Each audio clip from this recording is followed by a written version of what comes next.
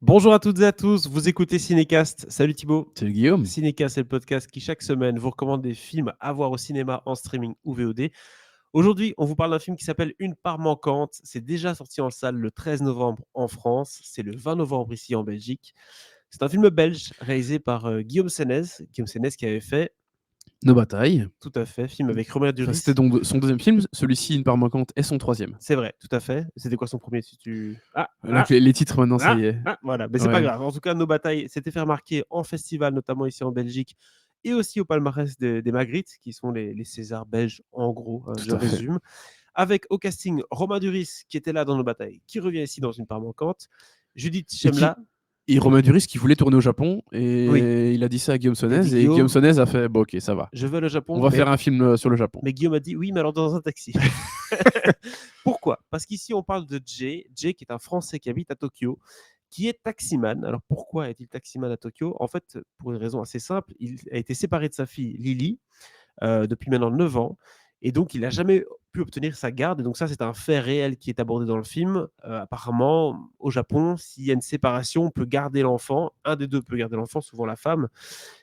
Et après, surtout dans ce cas-ci, en tout cas. Souvent, là où le japonais, quand c'est Voilà. un couple enfin pas de deux japonais. Tout à fait. Et donc, c'est le cas ici où il se retrouve là-bas à devoir un peu faire avec. L'étranger n'a aucun droit ou presque. Voilà. Voilà, Pour faire il simple. peut juste payer les allocs, c'est tout. Voilà. Et il espère la revoir. Alors, c'est pour ça qu'il arpente les rues de Tokyo, de jour comme de nuit, dans son taxi. Je propose qu'on regarde tout de suite un extrait de la bande.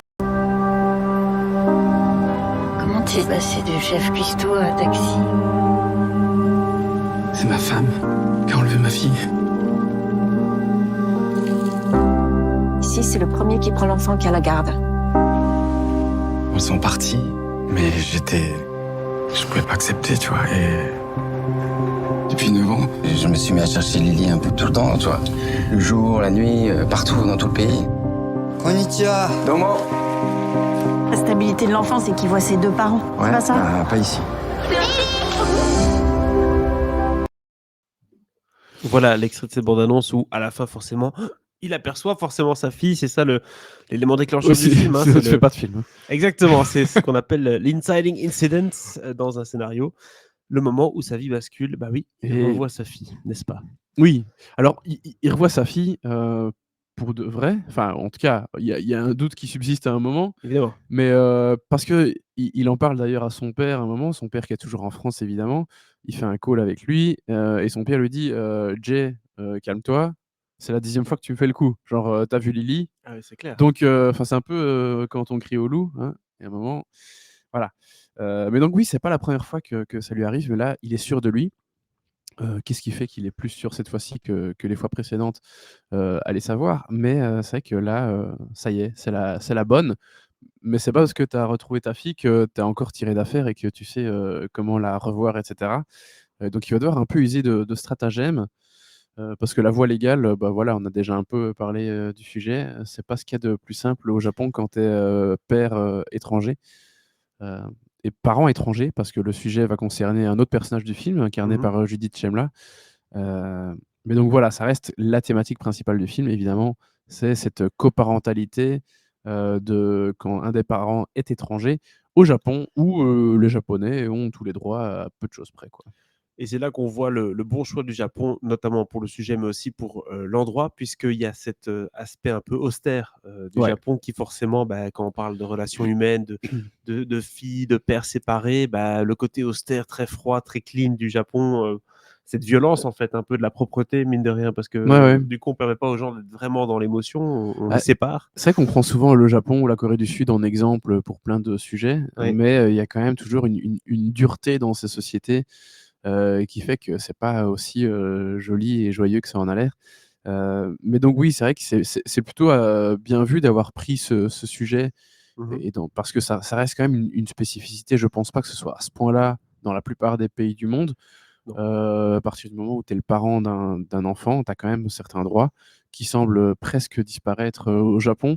Donc le sujet est plutôt bien, déjà intéressant de base, et je trouve plutôt bien abordé par Guillaume Sonez, qui en plus utilise ce personnage de taximan pour essayer un peu de contrer le système quelque part, ou en Mmh. tout cas de se donner plus de chances d'un jour tomber sur sa fille. Donc je trouve que avoir ce personnage coincé dans ce pays, qui peut se déplacer partout et qui va à gauche à droite pour essayer de retrouver sa fille, ça fonctionne bien en tout cas. Exactement et puis quand ils vont se rencontrer, il y a les échanges, hein, les regards dans le rétroviseur, les espèces de paroles, les moments un peu de complicité qui sont là, mais qui sont pas des moments autorisés, qui sont des moments où d'ailleurs elle n'a pas conscience parfois que c'est son père qui lui parle. Enfin, Oui, au voilà, on début, dit une elle, petite phrase en français, voilà. ça répond. Il y a le côté un peu sympathique de partager son vécu avec sa fille, mais sans pouvoir vraiment se retourner et lui dire: «Salut, c'est papa», quoi. Donc Oui. il y a ce côté-là qui est sympathique aussi d'être sur 2 banquettes différentes, enfin voilà. Donc il Mmh. y a pas mal d'idées quand même, mine de rien, dans le scénario et dans la mise en scène qui viennent souligner tout ça, de la part de Guillaume Sénès qui a l'habitude un peu de toucher aux problématiques, hein, Oui. maternité et cetera. Ah C'est bah, déjà dans intéressant. Nos batailles où Romain Duris jouait ce père qui se retrouvait, enfin abandonné par sa compagne et à devoir gérer, ses enfants et son boulot en plus dans une espèce d'usine ou de truc, Mmh. un peu style Amazon. Oui, c'est clair que Guillaume Sonez, il commence maintenant à avoir l'habitude à toucher à des sujets assez forts et sur la paternité, notamment. Ce qui est normal, ça le concerne lui en premier. Donc, quand il est devenu père, bah, forcément, ça a changé pas mal de choses et je trouve qu'à chaque fois, il parle très bien et de mieux en mieux de ses relations, parents, enfants. Donc ici, pour moi, à nouveau, c'est un angle encore très différent et c'est pas un sujet dont on parle beaucoup en plus, et je trouve qu'il y arrive vraiment bien.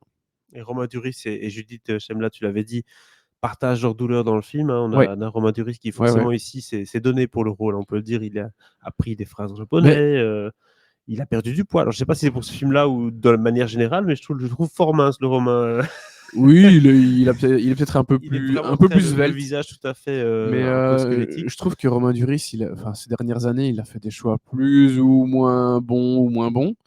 Mmh. Mais ces dernières années, il a rarement été aussi bon que dans les films de Guillaume Sonez, en tout cas, ça c'est clair. C'est pour ça qu'il y revient et il le Bah, sait à mon c'est avis. un bon duo, hein. Exactement, donc avec ça, il peut peut-être aller chercher un prix, c'est sans doute ce qu'il pense puisque les films de Guillaume Sénès et vu l'histoire ici qui est une histoire, bah, vraie, même si c'est pas une histoire vraie celle-ci, mais la situation qu'elle Oui, raconte est vraie, plus une prestation importante et cetera. C'est le genre de film qu'on aime bien dans les palmarès quand même, hein, ce genre de film-là. c'est un bon film à récompense, ouais.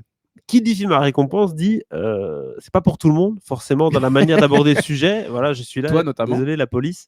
Mais voilà, c'est forcément des films qui vont être plus lents, qui vont pas avoir, comme dans des films plus classiques, bah, des rebondissements, des situations vraiment un petit peu, qui vont venir vous bousculer pendant le visionnage. Tu l'as dit, plus le film avance, plus il y a ce côté proximité avec sa fille qui est là et tout ce que ça représente. Mais je trouvais que ça a pris quand même beaucoup de temps pour en arriver là. Une grosse installation des personnages, et voilà, donc il faut le savoir, beaucoup de Romain Duris pardon, dans un taxi, finalement le Japon, bah, on en voit beaucoup, les trottoirs et les ruelles. Oui, bah, oui, oui, ouais, je trouve que ça contribue un petit peu à l'austérité du propos, et ça fonctionne plutôt bien. Après, c'est clair que ce sont des films qui vont un peu à l'épure comme ça. Hein, une photographie très épurée, Mmh. un peu froide forcément. Mais voilà, moi je trouve que c'est un style qui fonctionne bien. C'est clair que c'est pas pour tout le monde, mais moi ça m'a plutôt plu quand même. Et oui, c'est clair que ça remue pas tout le temps, hein, donc faut aimer ce genre de mise en scène, de tempo, de personnages qu'on suit, qu'on accompagne petit à petit, Exactement. dans leurs épreuves. Donc voilà, comme tu le dis, c'est peut-être pas pour tout le monde, Addict à la mais dopamine, soyez prévenus, hein, c'est ça le c'est ça le mais concept. en vrai, c'est un peu, c'est du drame. Alors je vais un peu caricaturer. Franco-belge relativement classique quand on parle d'une thématique assez forte, où ça touche souvent, autour de la parentalité. On va avoir quand même souvent quelque chose de cet acabit, hein, qui va prendre un peu son temps, et c'est nécessaire aussi pour digérer, ce qui se passe, hein. Donc voilà, moi je trouve que ça fonctionne bien et que c'est une plutôt bonne formule. Quelques transitions musicales dans le film aussi, quand même beaucoup d'ailleurs, je trouve. Oui, c'est vrai, Le film est très silencieux, mais très calme. il aime beaucoup la musique, Guillaume Sonnes, hein. Voilà, donc le film est très calme, peu de dialogue quand même, donc c'est souvent des personnages qui, comme je l'ai dit, bah, voilà, sont en réflexion, ils pensent à quelque chose ou bien ils voient quelque chose qui les perturbe, mais ça parle pas beaucoup, à part forcément les scènes avec Judith Chemla. mais quelques passages musicaux qui ressortent un peu du lot. Je pense à la version japonaise de Que je t'aime Oui. dans un taxi le soir, Ouais, qui m'a bien fait rire. Elle fonctionne bien cette scène. Elle fonctionne très très bien. Donc voilà, il y a des bons moments comme ça qui viennent un peu saupoudrer le film qui est déjà assez fort par son propos et son scénario et ses personnages. Qu'est-ce qu'on donne du coup comme note à ce film, Thibaut? Écoute, moi je donne un bon 3 étoiles. Et toi? Je te rejoins là-dessus, forcément, mais ça c'est juste mon avis personnel, c'est un peu moins Oui. ma came. Mais je comprends tout à fait la raison pour laquelle tu donnes 3 étoiles à ce film et les valeurs positives de ce film, en tout cas les atouts. Bah, tant mieux. Donc voilà, 3 étoiles pour ce film du coup, une part manquante. Vous l'avez peut-être vu, hein, vous qui êtes, en France, une grande partie d'entre vous, depuis le 13 novembre et pour nos amis belges, depuis le 20 novembre en salle. N'hésitez pas à nous dire dans les commentaires ce que vous avez pensé du film et de cette critique. On se dit à très bientôt pour de nouvelles critiques sur le podcast, que ce soit en vidéo ou en audio, YouTube, Apple Podcasts, Deezer, Spotify et j'en passe. Partout. À très bientôt. Ciao, ciao. Ciao, ciao.